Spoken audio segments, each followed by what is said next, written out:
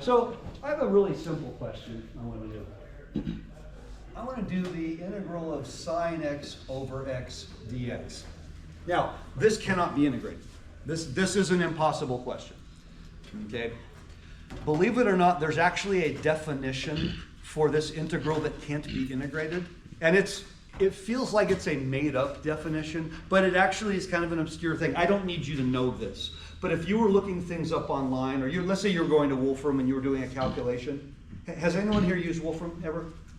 I love using Wolfram. And you already know you're going to get 7 answers to every question. At least 4 of them are going to be complex. And there will be symbols you've never seen in your life. So just for fun, I asked Wolfram this question. And it told me the answer was SI of x.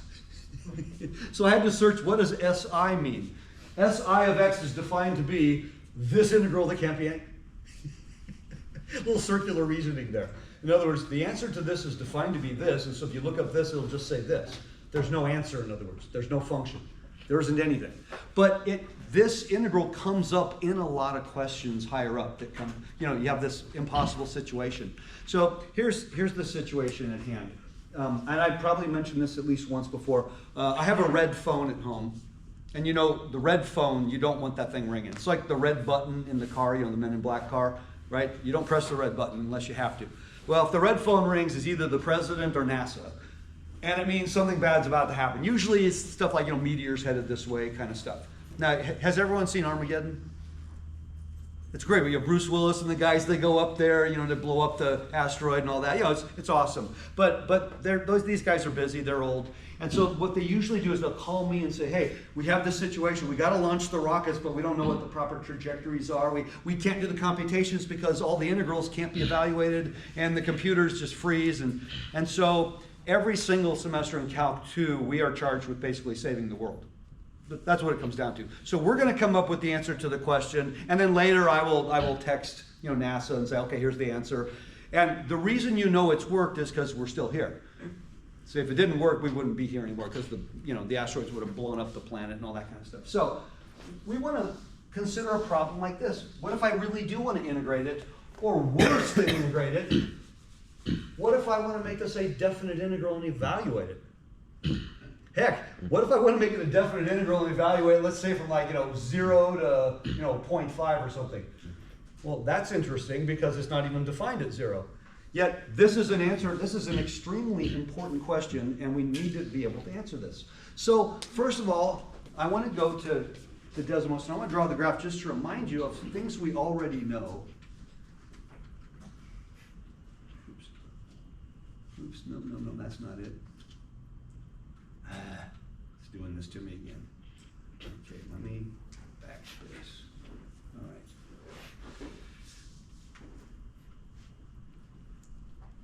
Hold on a second.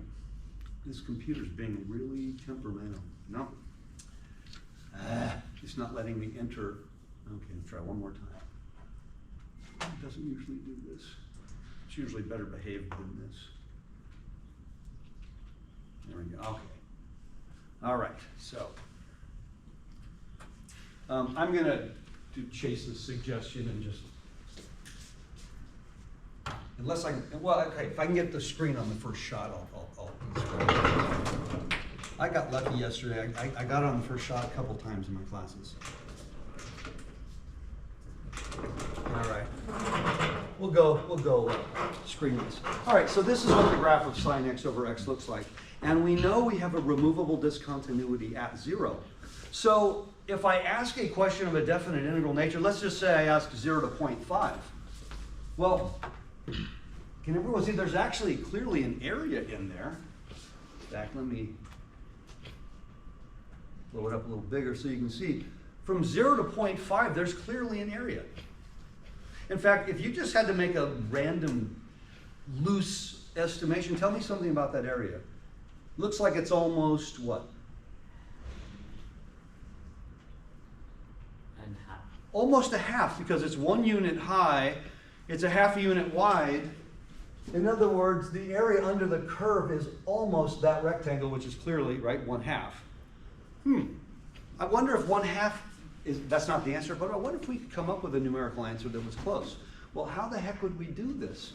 Well, this is the whole point of today. is that we're going to use Taylor series instead of the actual functions themselves, because there's an infinite number of things that cannot be integrated, but we know they're Taylor series. So we know the Taylor series for sine x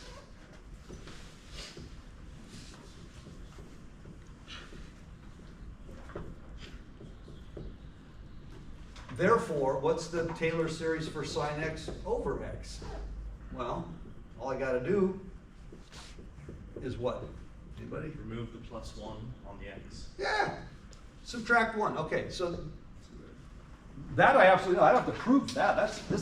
That's a piece of cake. Let's expand the first few terms, shall we? If I expand the first few terms, if n is 0, then my first term is going to be a 1. Then minus 1 over 3 factorial x squared, and then plus 1 over 5 factorial x to the 4th power, and then minus 1 over 7 factorial x to the 6th, and so on. Oh, that's because the sign was an x and x cubed and x fifth, right? Sign had the odd. So I've got this. Well, that doesn't look intimidating at all, does it?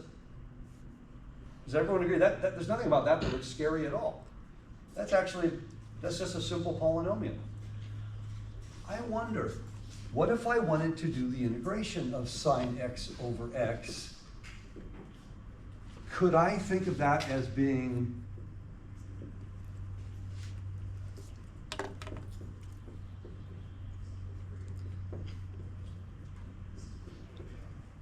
would that be the same question? Do you agree that that is the answer to the question? Whatever that is, that has to be the answer, because we agree that sine x over x is equal, not estimated, it is equal to this series. Well, how do you integrate a summation? You don't. But don't we know something really powerful about integrals, derivatives, and limits when it comes to sums? Integral of the summation is the same as the summation of the integral. Oh, okay, that's easily 100 miles. Okay, you get 100 miles. Yeah, we know the limit of a sum is the sum of the limits, derivative of a sum, so on. So could I write this? See, you're looking at this going, God, I got to integrate an infinite number of terms. No, I'm lazier than that. I only want to integrate one term. See,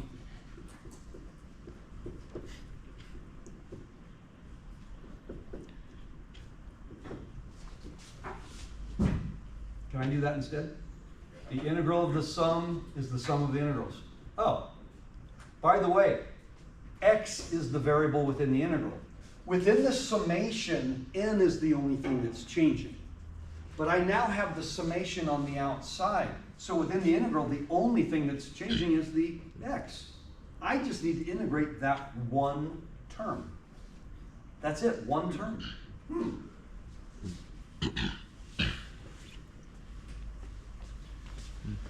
Don't worry about that.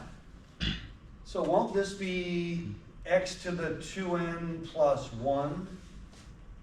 And then what will be over here?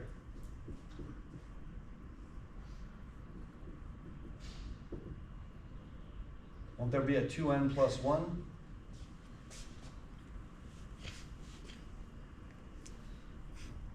Now, don't worry about the plus c right now, because we're going to be doing a definite integral at some point, so we're not going to have a plus c. But quick check, so if I differentiated this, it would cancel with that. Okay, it would get me back to that. What are the first few terms looking like then? Just like before, if I evaluate the first few terms only.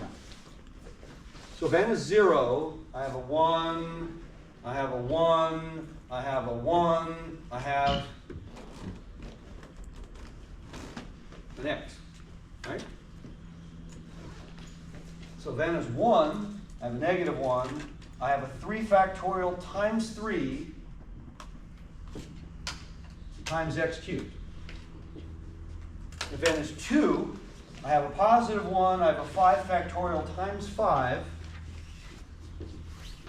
times x to the 5th. Let's do one more term. I know this is getting hard, a little hard to read, but I'll say it out loud. Then I'm going to get 1 over 7 factorial times 7 x to the 7th. Plus dot, dot, dot. Okay, this goes on forever and ever and ever. Huh. Okay, this goes on forever and ever and ever. But maybe I don't need forever and ever and ever. Let's just say hypothetically, let me back up a bit. Okay, let's go back to the same question. Let's say we wanted to evaluate this from 0, let's just say to 0.5. Okay, not an outrageous, this is 0 to 0.5. Then wouldn't this be a definite integral then? In other words, I'd put the bracket right there. Then we'd say this is equal to the sum from n equals 0 to infinity of -1 to the n, 2n plus 1 factorial 2n plus 1, x to the 2n, but evaluated from 0 to 1/2. That's the only difference. So I'm now going to plug those numbers into the x, so there won't be any more x's. Well, I'd certainly like the lower limit, don't you? Yeah. Because that means it'll be 0. How about the upper limit? It's going to be 1/2 raised to the 2n.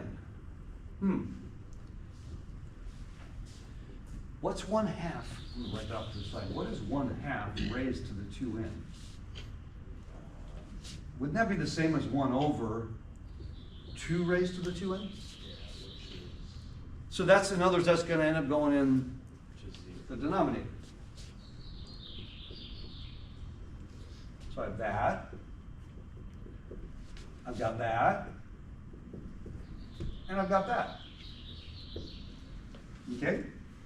I can say with absolute certainty, I don't know what the answer to this question is. Did I lose something? What happened to the 2n plus 1 on that x? How did it become Am I in the wrong? Oh, am I in the wrong place? Hold on. Oh, I'm sorry. You're right. You're right. Yeah. There should be a 2n plus 1. Sorry, I lost it. Okay, so what does that do here? Plus 1. Thank you. Good catch. Yeah, our answers would have been a little bit off. Now, that's kind of intimidating looking, but wait a minute, it's just a summation. We've done that before. So if I said, let's take these numbers right here, and let's replace x with 1/2, that's exactly what we get. We'd get that. So I'm not really interested in calculating this infinite sum. I might be able to using technology, but I think it would be overkill. I think we can get by with just a few terms. Because, let me go back, let me do the other side of the board for a second. Actually, no, let me do this. Sorry. I'm going to come back to this in just a moment. I need the space. The integral of sine x over x dx, okay? Can I say that's estimated by just these first few terms? Remember, it's asymptotic, it's not equal. Why? Because equal would be infinite. But if I just write the first few terms, we already know these coefficients are going to be really small numbers. So if I graphed this against the graph of sine x over x, we wouldn't be able to see a difference, certainly up close. So I'm going to say this is asymptotic to x minus a third times 3 factorial 3x cubed plus 1 over 5 factorial 5x to the 5th minus 1 over 7 factorial 7x to the 7th. I'm going to stop there. Therefore, I can say that this can be estimated by this evaluated at 1/2. So what would that give us? And by the way, if it makes it easier, just use this version right here. Okay? So that's going to be 1/2 minus 1 over 3 factorial 3 2 to the 3rd plus 1 over 5 factorial 5 2 to the 5th minus 1 over 7 factorial 7 2 to the 7th. Now I'd like you to get out your calculators and let's calculate this. That's why I am only doing 4 terms. I don't need a fractional answer. Could you actually give me an answer in terms of a fraction? Yeah, but your denominator would be astronomical. I think it would probably not be entirely useful. And if you're wondering what is your denominator, yeah, it's going to be huge. Okay, so. Real close to 1/2.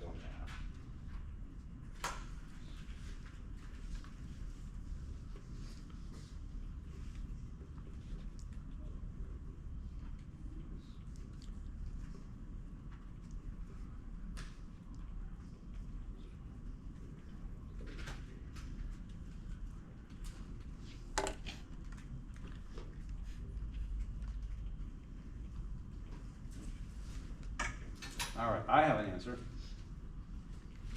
Tell me when you get a number. Because I don't know if my number's correct. Yeah, I got one. What do you got? 0.4931. Okay, that's what I got, okay. So I got 0.493107417. I'm gonna give my whole calculator screen out there. I don't know what the answer is, but let's go back. We're taking something that has no antiderivative. I made it worse by making it an improper integral. And I'm asking you to evaluate it. Does that sound kind of like a losing proposition right off the bat? Okay, something with no answer and is an improper integral, but I need an answer. Okay, this is what we do in Calc 2. This is how we save the world, right? There's no other way to fight off those asteroids. Now, what did we say we thought the answer might be close to before we started this process? Did we say, by the way, was it going to be a little more or a little less than a half? A little less. Yeah, here's how you remember that, because. Okay, come back on. Come back on. Oh, here we go. Okay. Also, adding another term only changes the 7 to an 8. Adding another term only changes. Another term for half minus 1 over 3, like another term to the.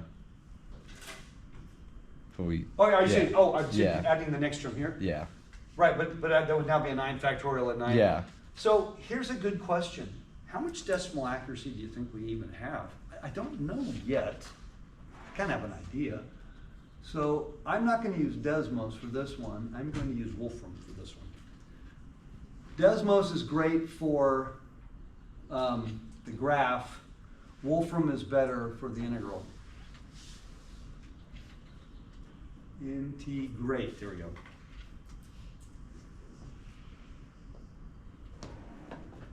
Actually, you know what? Let me put parentheses. Be better. Over x from 0 to 0.5. Now, Wolfram is not going to give us a ton of decimal places. Okay, it's only going to give us 6. I'm not sure. I actually don't know how to ask it for more. Oh, by the way. No, hold on. You can't see that very well. I'm going to blow this up. Come on, grab.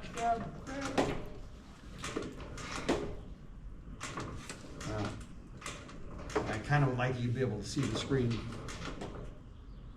Maybe we should just have one of you stand here and hold this. Well, okay. It almost did. Okay. All right, let's forget about that. Then I'll erase this stuff here. Okay. I'm gonna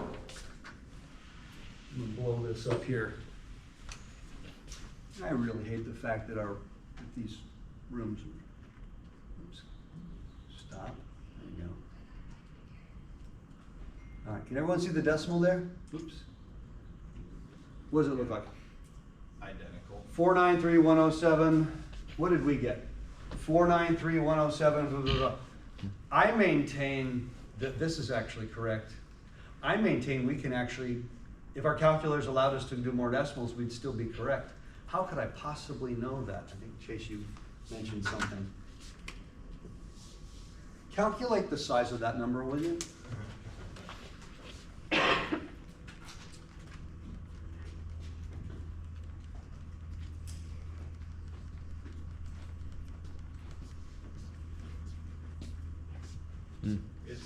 It's on the order of what?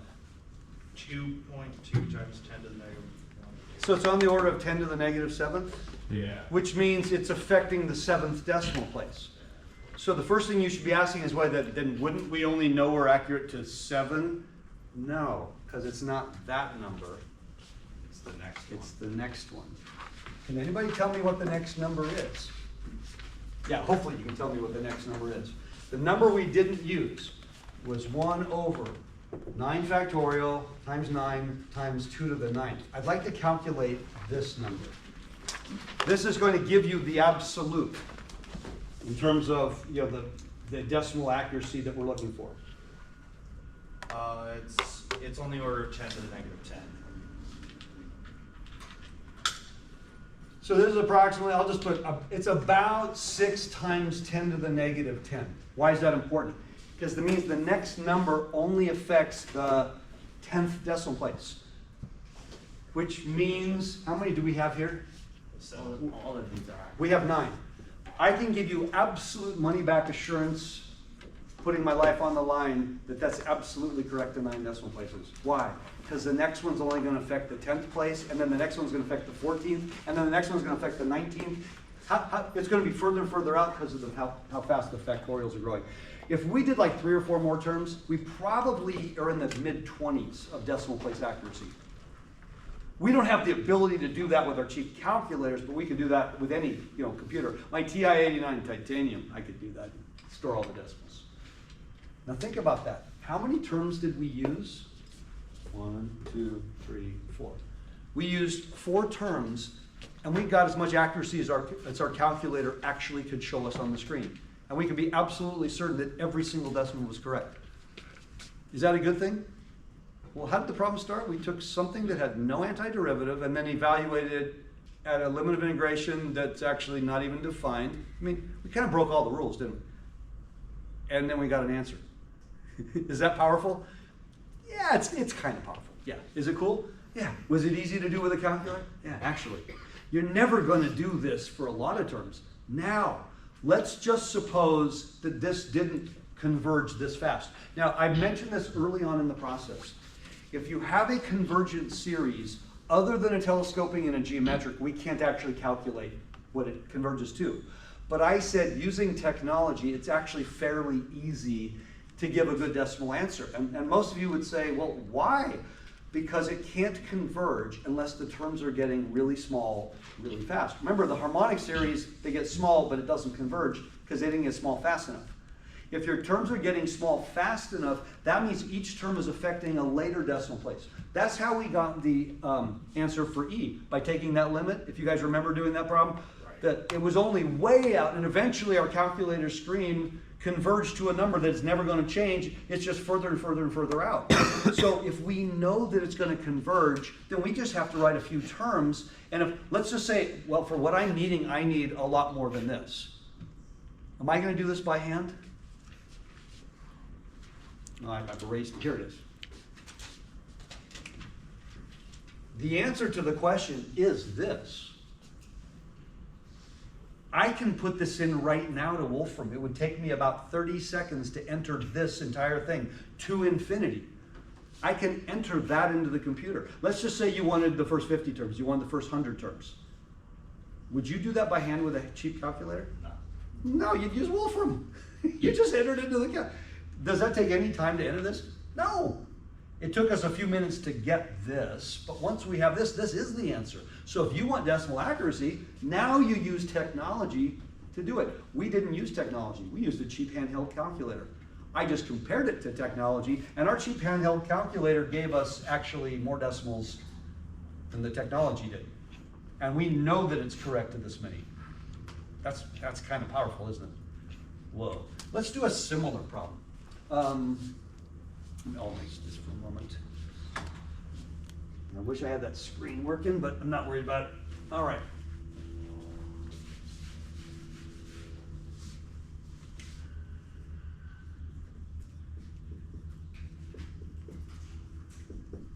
And again, we'll do this. Let's say we want to go from, and again, I like using 0 for many reasons. It gives us a cleaner power series, but the integrand's not even defined at 0. I like using 0 because now we're really messing with it. We have an improper integral of something that can't be integrated.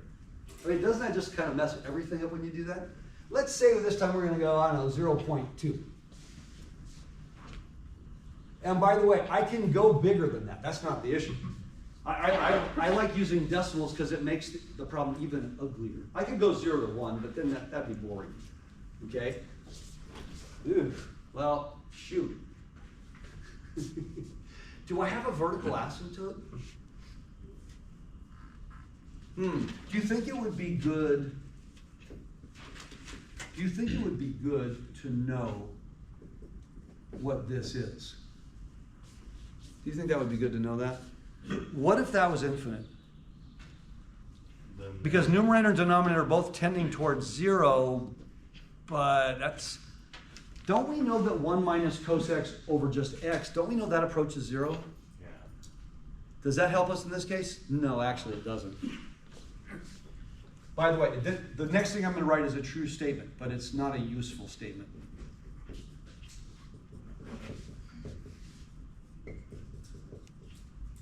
Plus of.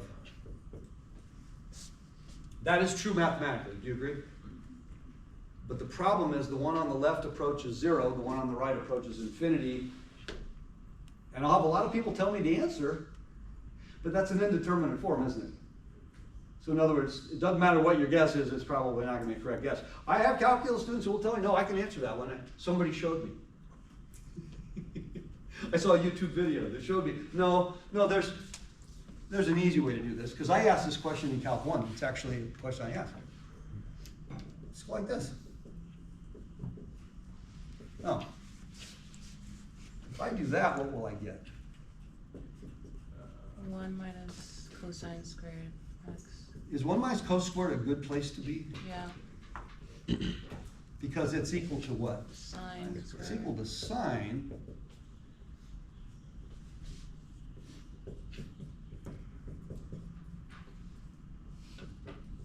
Okay, how could that possibly be useful?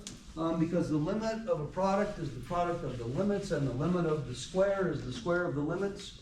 Could I now write this as sine x over x quantity squared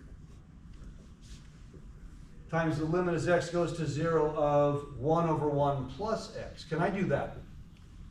Remember, the absolute rule of limits is if you cover up the word limit, if algebraically what you said is still valid, then the limit is valid.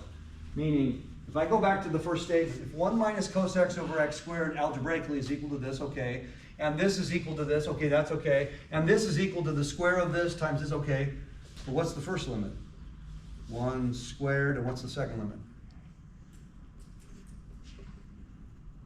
0, 1. 1. No, Cosine of half. 0 is A half. 1. Ooh, this limit's a half. Is that a good thing? Yeah, it means I don't have an asymptote. It means I have a removable discontinuity. Oh, so let's see what this one looks like. Okay, hopefully you're taking good notes today, because pretty much not anything I'm showing you is in any math book that I'm aware of that has ever existed in the history of the world, which is unfortunate, because this is the whole point of this course. But this stuff isn't in the math books. Hate to tell you why. Because the authors don't actually know it. It's pretty sad, but that's actually the reason. Remember the thing I showed you by doing the product of the evens and then the product of the odds, and we came up with that really cool trick? Never seen that in any math book. I'm not sure the people who write the math books even know that's a thing. Whoops, hold on, this is messing me up here. Cos squared.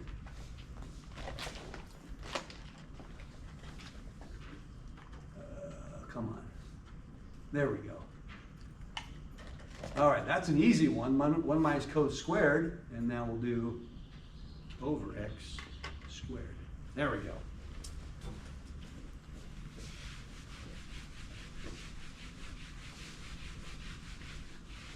I don't like doing it this way, but I'll try one more time. Oh, all right, I'm leaving it down the rest of the class. Sorry. I'm just going to work around it.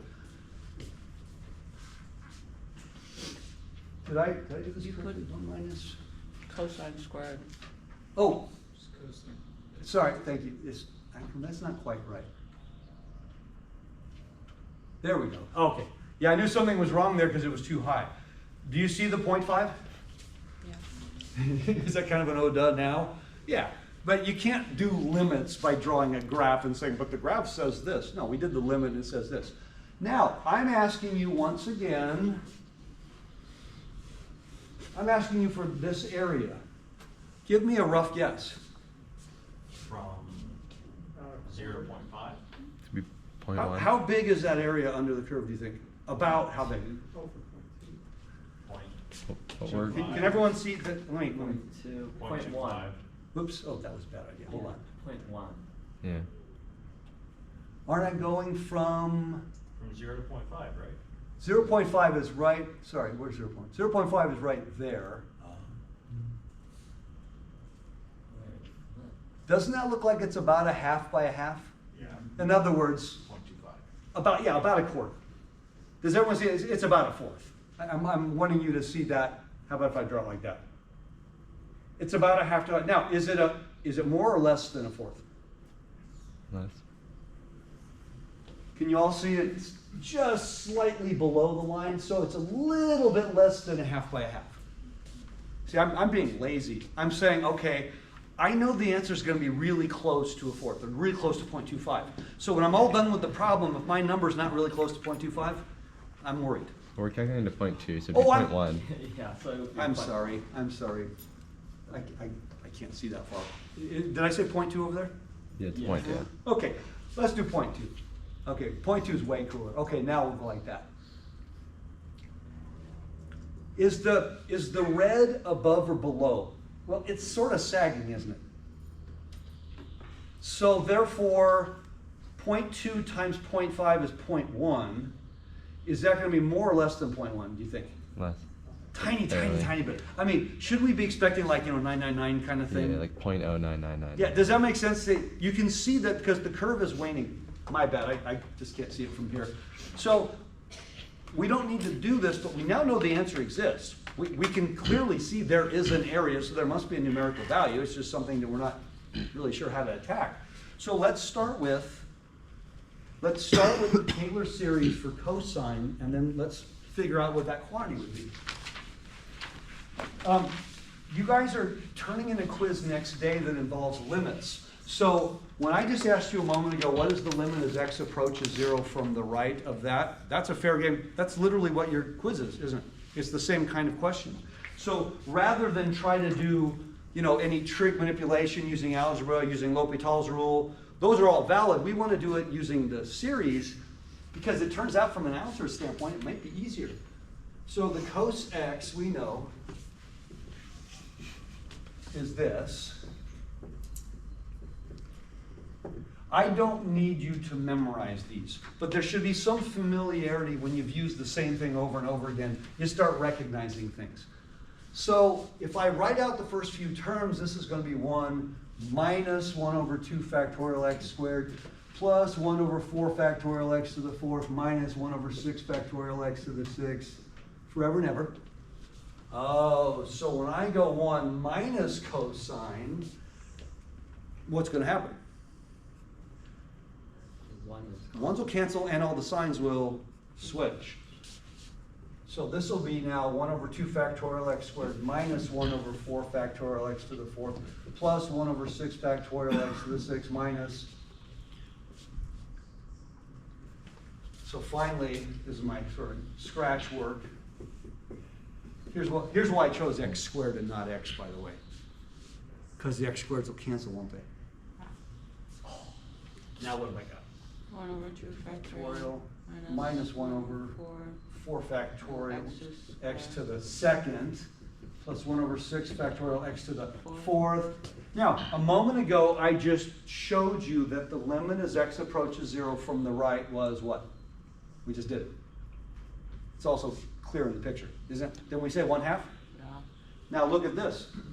If this is the power series for that, and as x approaches 0, I'm going to get 1 over 2 factorial, which is simply 1/2. Cool. But here's our goal now. Our goal is, can we write this as a series? I think we can. I think hopefully you clearly see a pattern. It's still 2 to the n's kind of stuff.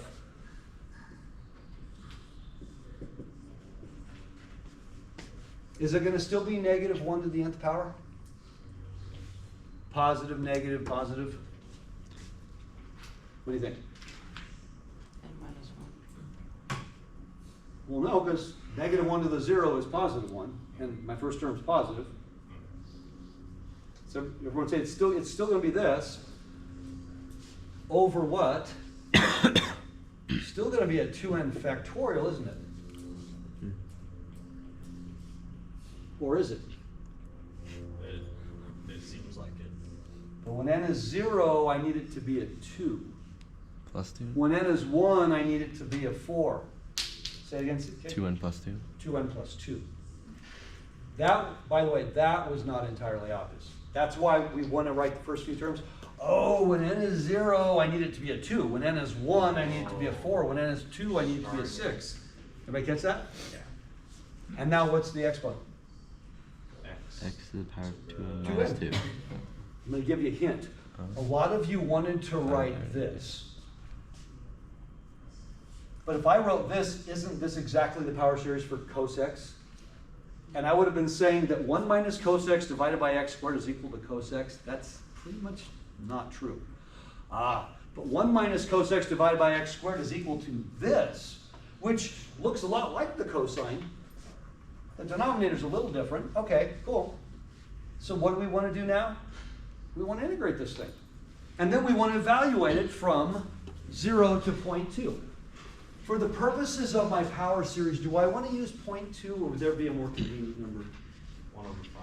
1 over 5 because it's going to be raised to a power at some point. There's nothing wrong with 0.2, but 1/5 raised to a power, I mean 5 raised to a power. That might be easier. Not more correct, just easier. So, I want to do the antiderivative of this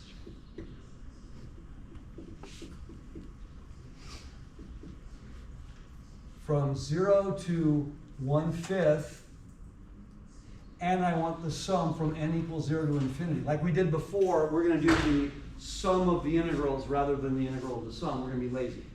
Remember when we did the e to the log stuff and we did the limits? Most of you in one step put the e on the outside, put the limit on the inside. Yeah, because you knew that's where you were going.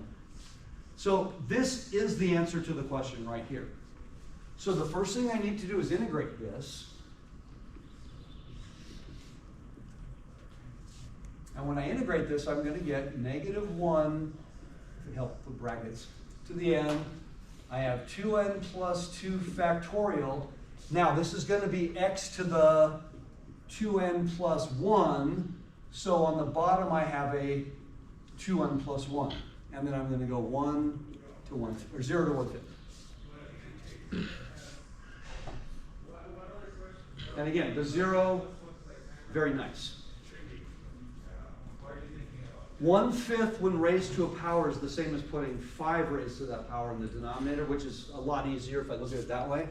So this will become the sum from n equals 0 to infinity of -1 to the n on top, 2n plus 2 factorial, 2n plus 1, and then 5 to the 2n plus 1. This is the answer to the definite integral that we asked originally, which I have somewhere on here. I'll put it up top. This is the answer to 0 to 0.2 of 1 minus cos x over x squared dx. How many terms do you think we should do? I'm lazy. Let's just do the first, I don't know, 3. Yeah, we don't have time. Let's just do the first 3 terms. So, now I'm going to put a squiggle because I'm only going to write 3 terms. It's not an equal. Can't be an equal because I'm lopping off an infinite number of terms. So when n is 0, what do I got? 1, 2 factorial, 1, 5. You with me? Minus, now n is a 1. 4 factorial times 3 times 5 to the 3rd power. Plus 1, n is now 2. So 6 factorial times 5 times 5 to the 5th power.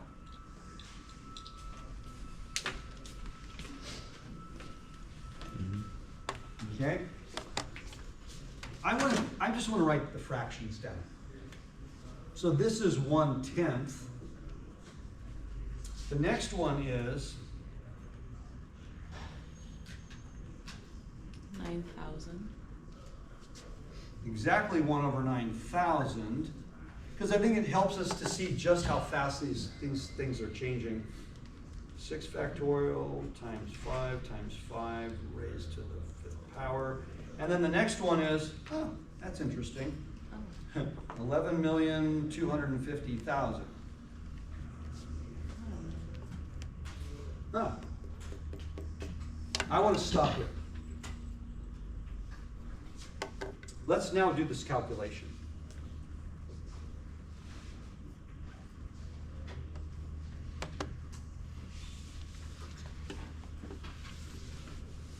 When I do this calculation, I'm going to get what? 0.099888.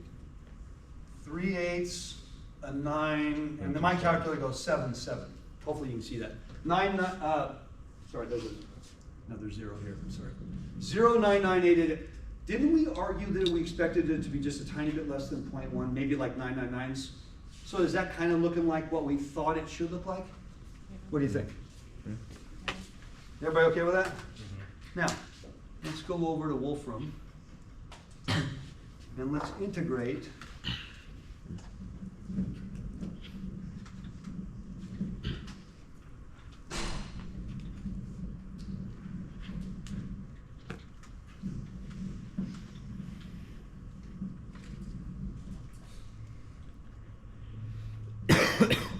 What does Wolfram say? Well, it's only giving us 6 decimals. 998, and it says a 9, but wouldn't we round up to 9 based on our next decimal? So, how good is our answer, and is our answer better than Wolfram? I actually had a question. Sure. Way back over here, how come the x squared on the bottom doesn't affect the x to the 2n? Because wouldn't it be So x the to x the squared 2n on- minus 2? But we're also starting at 0. Yeah. So when we start at 0, it's x to the 0. Uh, And then that's why I went back and double checked. The only thing that changed, though, as we saw, was the denominator was 2n plus 2 factorial rather than 2n factorial. So that's what the dividing by x squared did. Is we still started with a constant.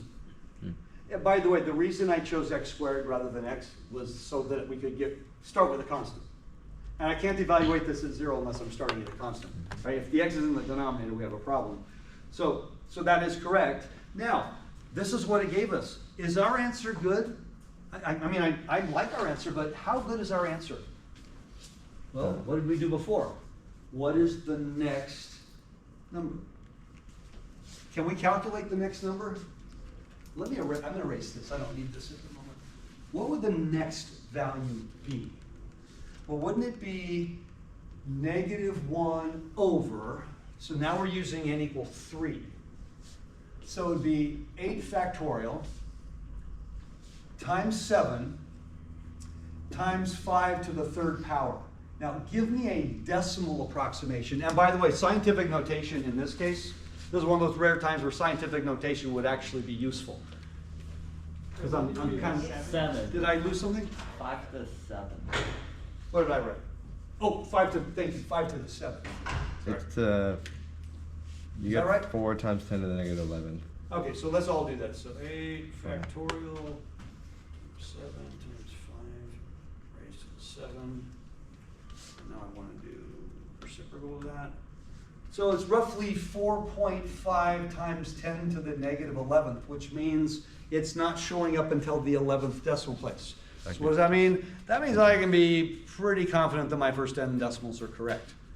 But you're saying, but this number here didn't affect the 10th decimal place. No, it didn't matter.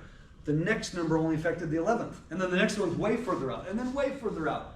So our number here, 1, 2, 3, 4, 5, 6, 7, 8, 9, I can give you absolute certainty that that number is correct in 9 places. Is that a cool thing? We took an infinite series, infinite sum, and how many terms did we write down? 3. We got 9 decimal place accuracy with 3 terms. Yeah, that's kind of powerful.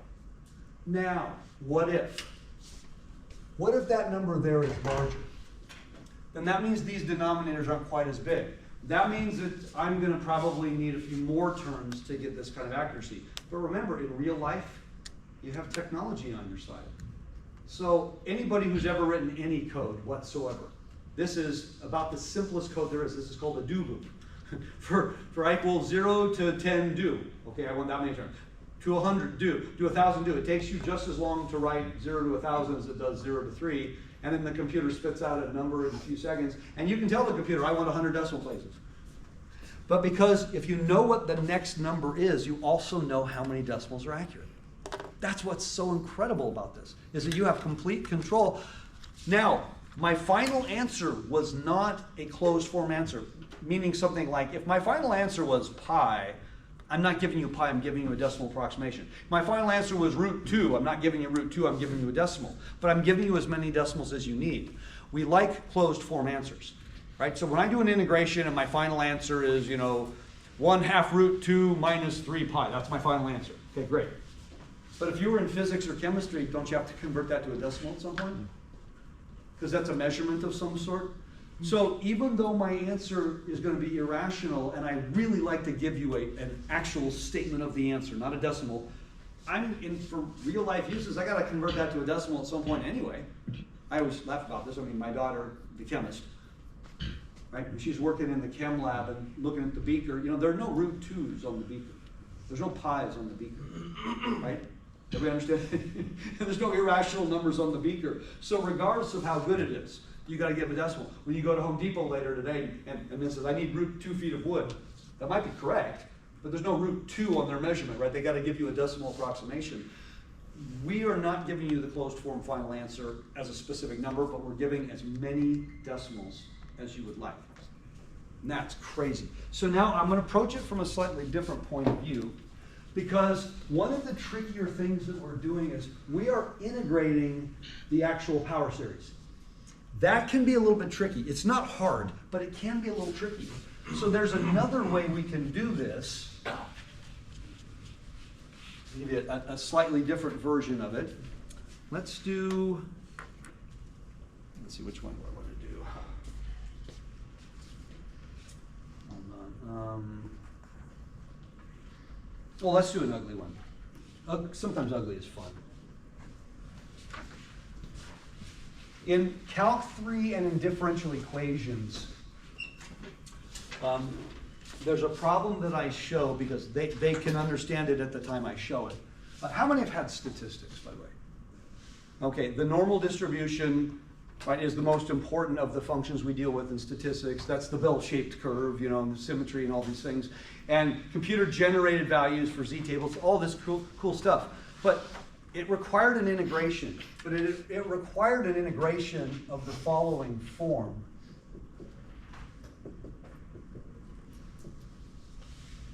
This is considered one of the most important results in all of math and science, the answer to this integral.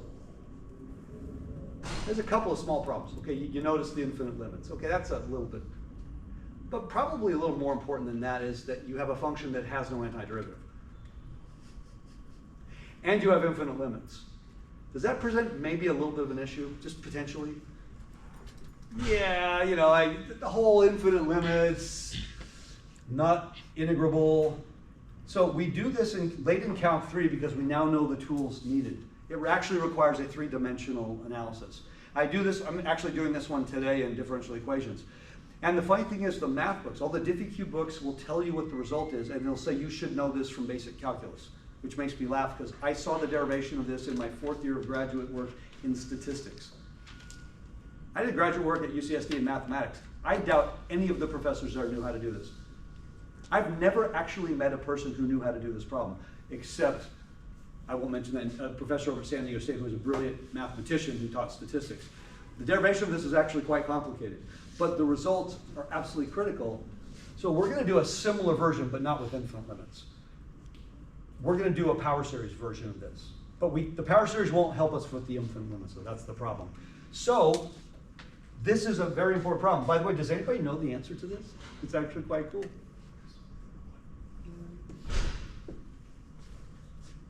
If you're in my Calc 3, I'll show you next semester. So what we do in statistics is we say the normal distribution is defined to be this function.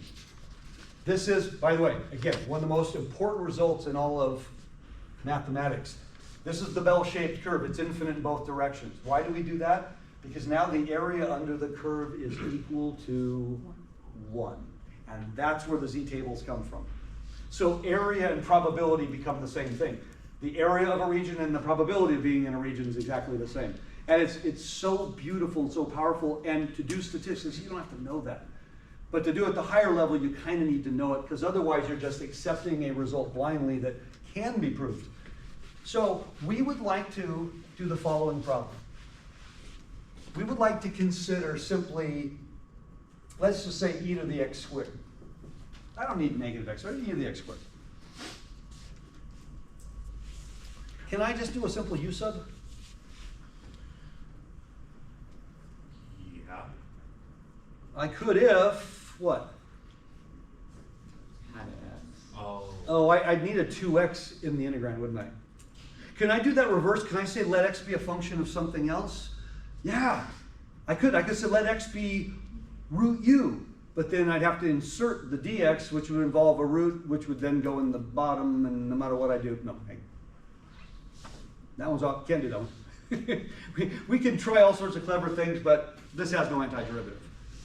But that hasn't stopped us before, has it? Antiderivative, who needs antiderivatives? We have power series. So, what is e to the x?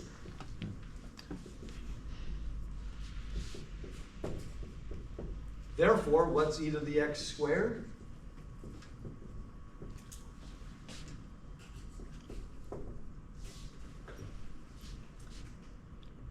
E to the thing, I'm replacing x with thing. So what will that be? It'll be x squared to the n, so it's x to the... And I'm sorry, but that just doesn't look scary to me. That looks kind of harmless. So here's what I'd like to do. I would like to consider, let's just say P4. Okay? I'm just being arbitrary. I don't want too many terms because the algebra starts getting a little bit crazy and out of hand. So let's just say we're just in P4. Starting with this, though. So what's P4? So when n is 0, what do I get? 1. Just 1, yeah.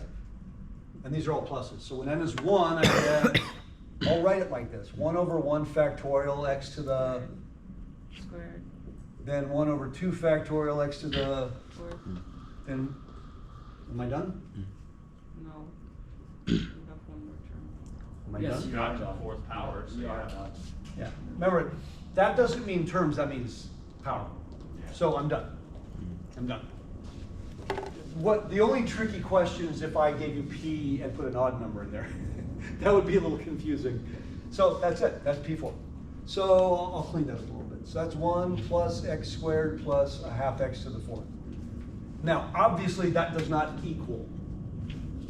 But could I say e to the x squared is asymptotic to that? Ooh, that's very loose asymptotic. So let's go back to Desmos. Desmos is our friend. We love Desmos. At least I do.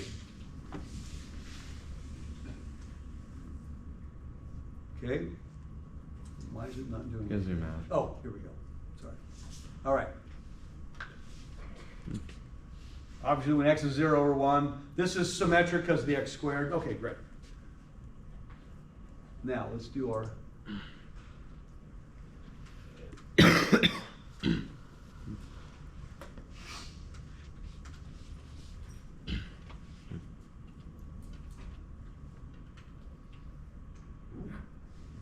Oh, wait a minute. That's not half bad, is it? Did everybody see how close they match? When, let me really zoom in. When does it start escaping? No, I Negative need- point five. Sorry, I can't do it. Yeah, Past point 5. within a half to a half, are they pretty close together? Everybody cool with that? Between half and a half, they look like they're pretty darn close together. Which makes me feel like if I'm gonna evaluate a definite integral, as long as the numbers aren't very big, we should be okay? What do you think? So let's do that. Let's do In fact, we don't even necessarily this time have to start at 0, do we? We could start anywhere, we could start negative. So let's just for fun say we're gonna go from negative 0.2 to positive 0.4. We're gonna do this. We're gonna start with this. So now, here's the thing.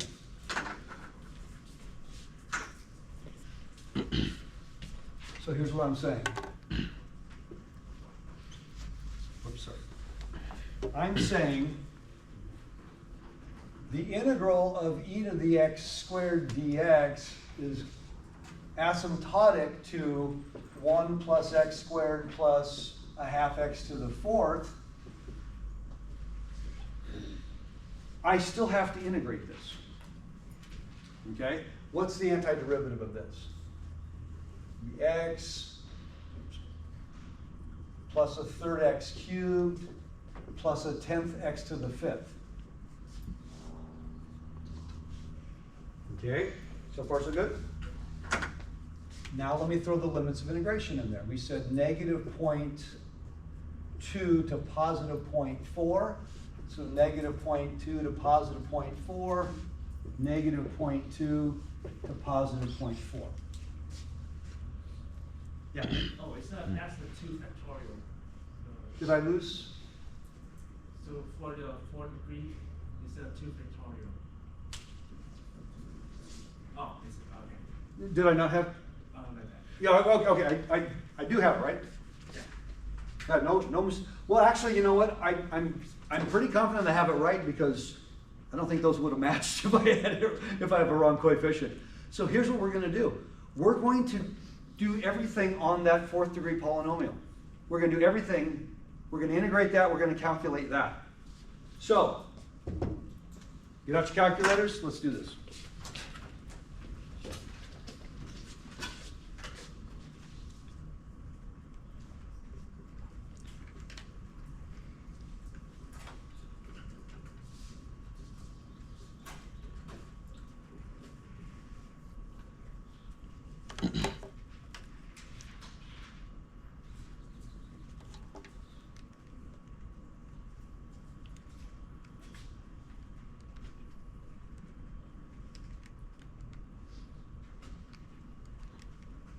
Tell me when you have a number.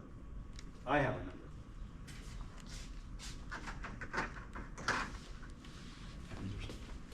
Man, I don't have black pens up here. It appears I did not bring a single black pen to class. Oh, here we go. Does anybody have a number yet?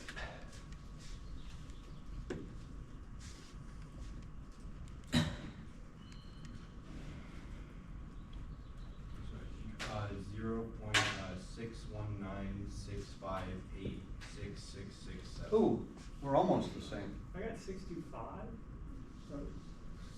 How many have 619 at least? What's your next number? 5, 6, 5. What's your next number, Katie? 658,666. Okay. I have a slightly different one, so I'll do a recalculation here. It's funny, we all got the same first 3 numbers, but we're not all getting the same next couple of numbers.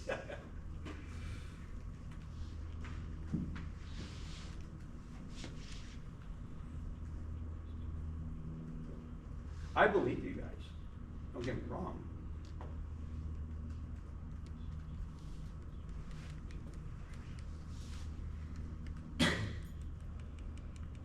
Oh, I see. Oh, yeah. I just see where my boo-boo was. I have a sign error. So I think you guys are right.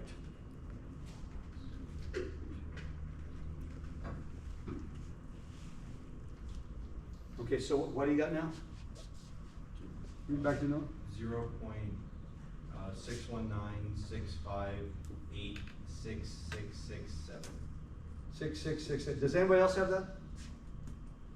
Okay, now I'm worried.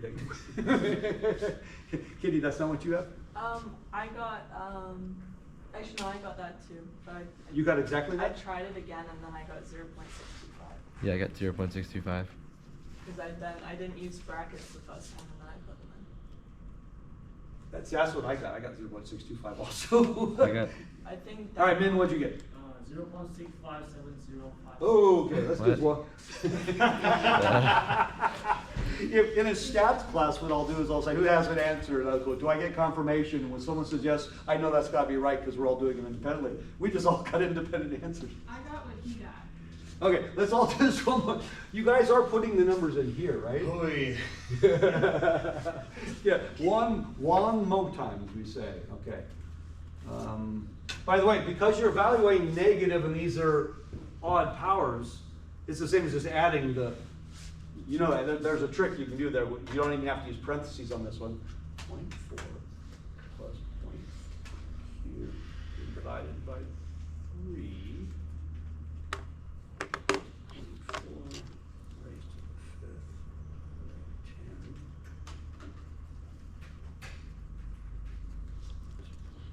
2.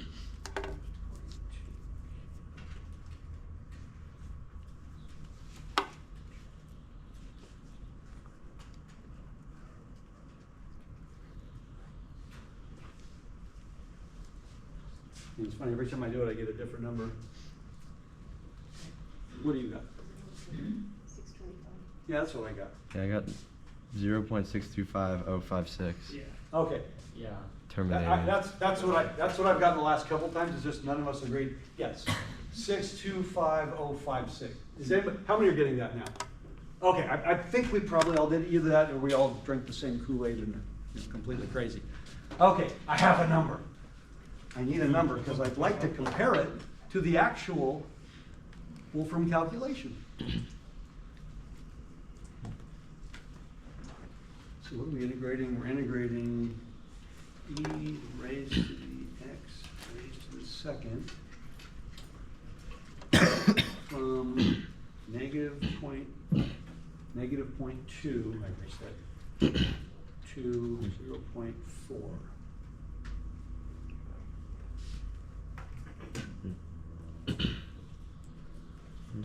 Oh, perfect.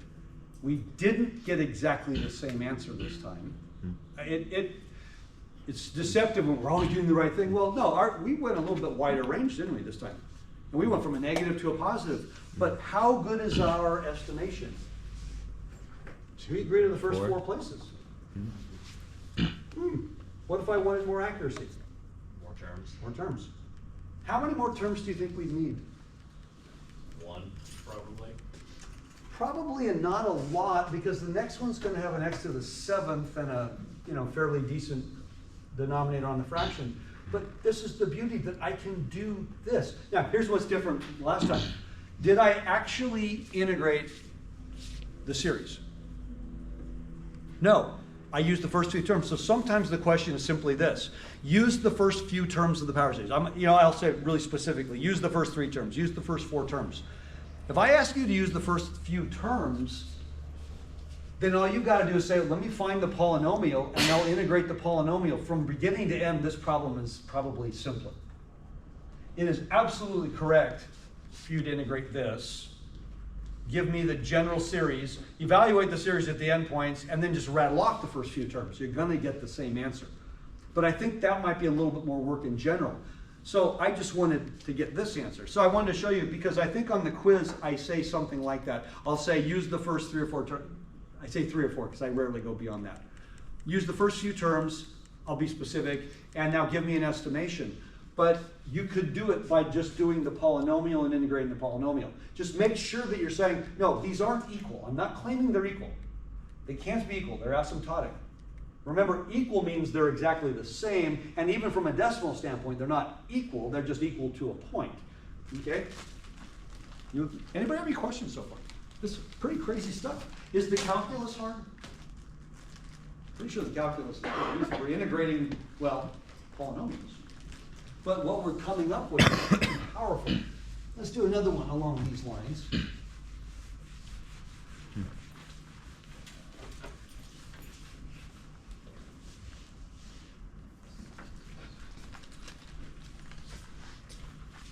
I want to do one that we did last day. Where is it here? We did the power series. Where is it? Oh, here we go. We did the power series Oh, we didn't do exactly this one, okay. Here's what I want to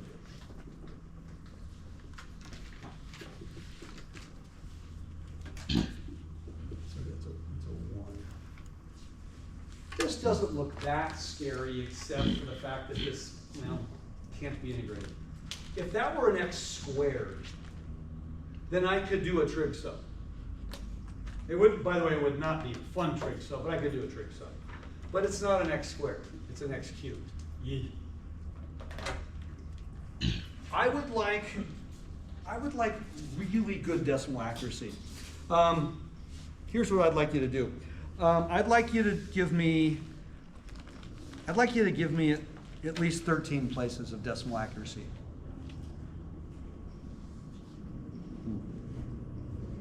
You know how many terms that's going to take? I went 13 decimals, correct? What do you think, Max? By Give me a 4 or guess. 5 terms. 10? Come down a little bit. Okay, 4 or 5. Come down a little bit. 2. 4. 1. 4. Well, 2 is a little bit up. Yeah, we're only going to need 4 terms. But that's 4 terms of the power series. Oh, so do you want to take derivatives of that and evaluate? Wait a minute, we learned something last day. What does that fall under? Binomial expansion. Oh, and do I even need a general formula? No, I just need the first 4 terms. Here's one thing nice about what we're doing. You don't actually have to have the general formula. You had a quiz, I think you just turned it in, where I asked you for an estimation of, oh, okay, we did the square root function and I asked you to estimate the square root of 1.4 by using P3. That means you just had to find the 3rd degree polynomial. You didn't have to find the Taylor series. You didn't have to find a pattern. You didn't have to find any general form. You just had to find the polynomial. That's, by the way, every question that exists, that's easy. Because I just got to find a few terms. I don't have to see patterns. I'm asking you to do the first 4 terms of the actual Taylor series or power series or binomial series, however you want to look at it, because you can get the answer multiple ways, but I don't need a general pattern. I just need the first few terms. So the binomial series, let's see, I guess I'll erase this stuff. Okay. First of all, I want to write this as 1 plus x cubed to the 1/2. Careful. Negative, yeah. That's important. The negative 1/2. And remember, all we're doing is in the formula, instead of an x, we're going to write an x cubed. Every word the x would show up. So this actually should be pretty simple. So 1 plus k. Now, this is no longer x, it is